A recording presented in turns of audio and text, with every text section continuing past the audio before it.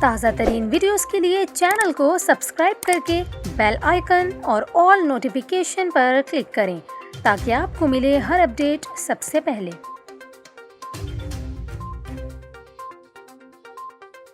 اور ابھی آپ کو بتائیں، کراچی سمیت صوبے بھر میں تعلیمی اداروں کو تحکم ثانی بند کرنے کا اعلان کر دیا گیا۔ محکمہ تعلیم سندھ کی جانب سے جاری نوٹیفیکیشن کے مطابق تعلیمی اداروں کو کھولنے سے متعلق اجلاس 30 اگست کے بعد بلایا جائے گا۔ بندش کا اطلاق سرکاری اور نجی تعلیمی اداروں پر ہوگا۔ آپ کو بتائیں، اجلاس میں کراچی سمیت سندھ بھر میں کورونا وائرس کے بڑھتے کیسز اور کورونا کی چوتھی لہر میں شدت کا جائزہ لیا جائے گا، جس کے بعد تعلیمی ادارے کھولنے سے متعلق لاہ عمل ترتیب دیا جائے گا۔ آپ کو بتائیں، اس سے قبل وزیر اعلیٰ سندھ مراد علی شاہ کا یہ کہنا تھا کہ سندھ میں تعلیمی ادارے 30 اگست سے کھول دیے جائیں گے۔ دوسری جانب پرائیویٹ اسکولز ایسوسی ایشن نے سندھ حکومت کے فیصلے پر اسکول بچاؤ تحریک کا اعلان کیا ہے، جبکہ اسلامی جمعیت طلباء کراچی نے بھی سندھ حکومت کے فیصلے کو تعلیم دشمن اقدام قرار دیا۔ اسی طرح اپوزیشن جماعتوں کی جانب سے بھی سندھ حکومت کے فیصلے کو شدید تنقید کا نشانہ بنایا جا رہا ہے۔